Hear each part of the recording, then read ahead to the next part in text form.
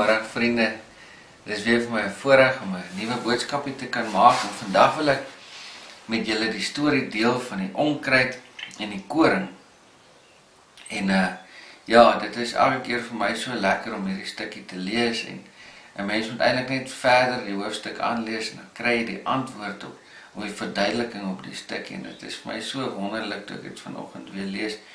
Toe ek wil net gou 'n boodskap uit daar maak om dit met julle te deel.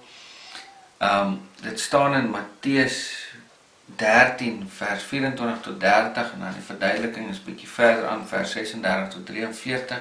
So ek het gedink ek wil dit net lees met julle. Ek het nou so paar maande terug het ek 'n klomp haver geplant. Ek het saad by 'n vriend gekry en ek was so opgewonde geweest en dit was 'n goeie diersaad geweest.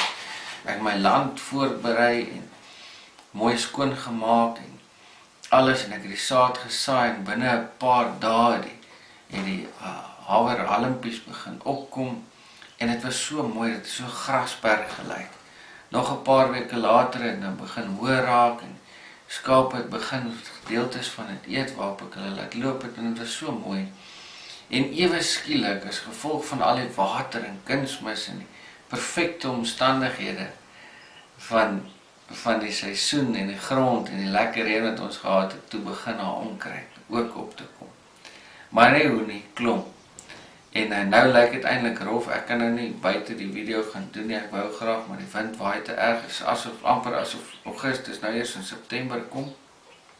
Maar ja, ons glo en hoop dit bring reën. En ja, toe ek nou hierdie stukkie gaan soek, ek het nogal 'n rukkie gesoek. Ek wens ek kon my Bybel so ken dat hy op dit kan uitkom. Maar ja, ek voel regtig ek wil dit met julle deel. Kom ons lees dit saam. Ek lees uit die boodskap uit Matteus 13 vers 24 tot 30. Dit is nou Jesus self wat die storie vertel, né? Sy eie woorde het gesê, maar ek het nog 'n verhaal vir julle.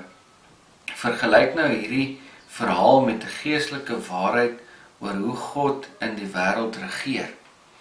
Toe sê hy, daar was 'n boer, hy het skoon saad sonder enige onkruid tussenin in sy land gesaai.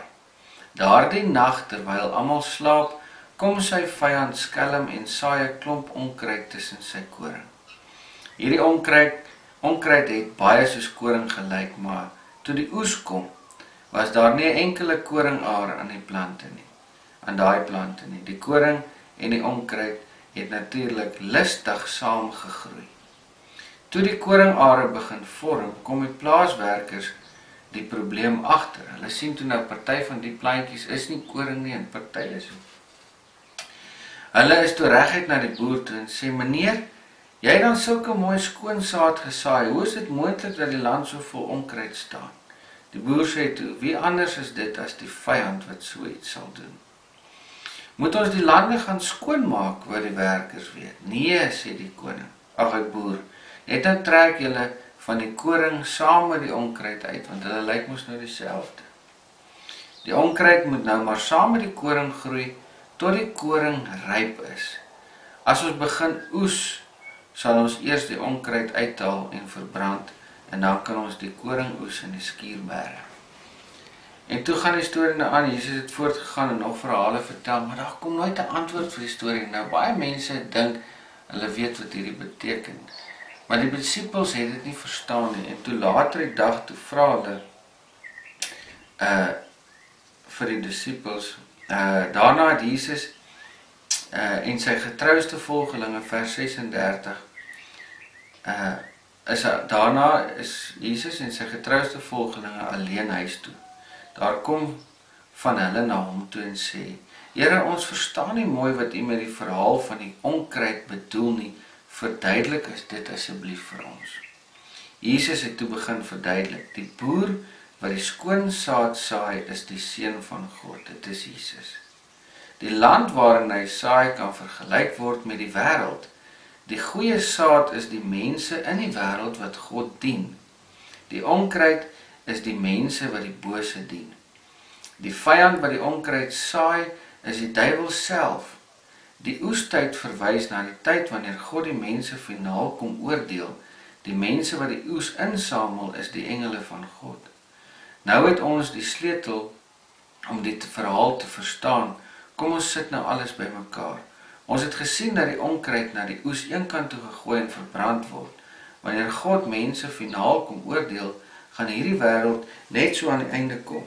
Die seun gaan sy engele stuur om te kom oes. Hulle gaan eers al die mense bymekaar maak wat anders so op die verkeerde pad gelei het en nie doen wat God wil hê nie.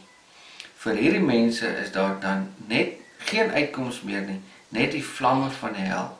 Daar sal hulle van pyn krul en om hulp skreeu, maar selfs te vergeefs, maar alles te vergeefs. Die mense wat reg geleef het, sal dan die nuwe wêreld van die Vader skitterend versier. Neem hierdie dinge ernstig op, luister mooi na wat ek sê. Dit is Jesus self wat hier gepraat het. Nou hierdie storie is, soos die Engelse sê, self-explanatory. Ek kan eintlik niks daar sê nie.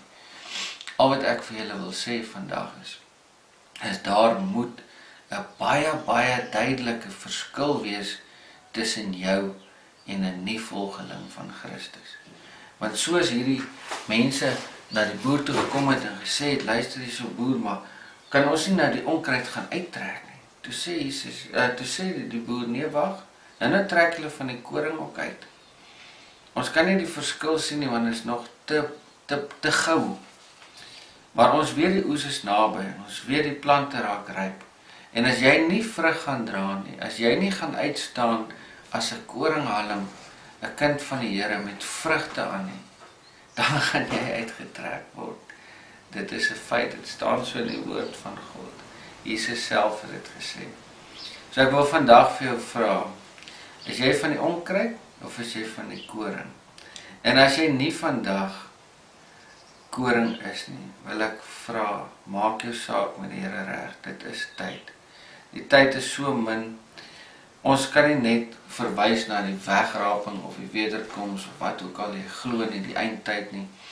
Alwaarna ek kan verwys is, wat gaan gebeur as jy dalk tot 'n sterfte kom? Wat gebeur as jy in 'n ongeluk kom? Wat gebeur as jy dalk van ouderdom doodgaan of van 'n siekte of van 'n ongeluk? Jou einde is dalk naby, nie noodwendig die wêreld se nie. Dalk is jou einde nie naby nie, dalk is die einde van die wêreld naby.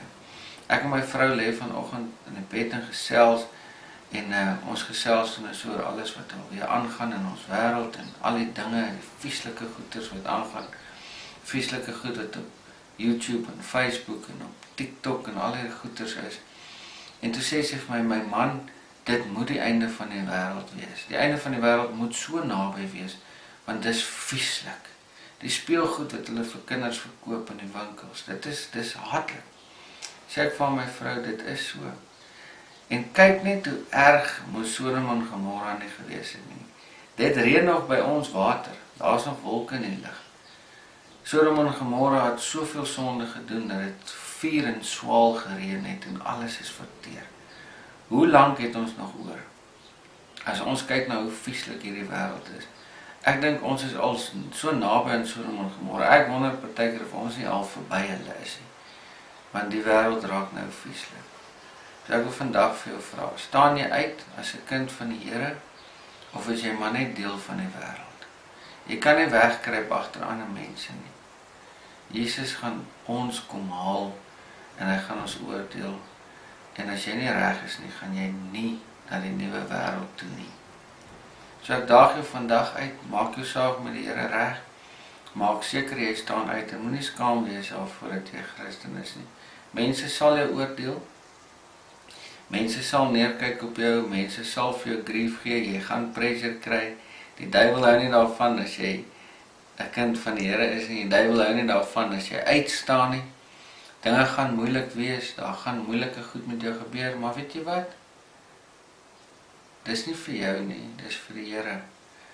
En as jy nie nou vir hom skaam is, sal hy nie eendag vir jou skaam wees nie. So moenie bang wees nie. Jy sal dit maak. Kom ons bid saam. Dankie Here vir die wonderlike voorreg wat ek kan hê vandag om hierdie skrif te kan lees. Here, dankie vir hierdie wonderlike skrif. Dankie vir u eie woorde wat vasgelê is in die woord van God in die Bybel, Here. En dankie dat ons kan toegang hê daartoe. Here, ek wil vandag kom bid, Here. Ek wil vir u dankie sê dat u met my gepraat het weer vanoggend in hierdie skrif. Here, en ek wil bid vir elke persoon wat hierdie boodskappe kyk, dat U nou met hulle sal praat, en hulle laat besef, Here, dat ons het net hierdie kort tydjie op aarde om reg te lewe, om vir U te lewe, Here, en om U woord uit te dra.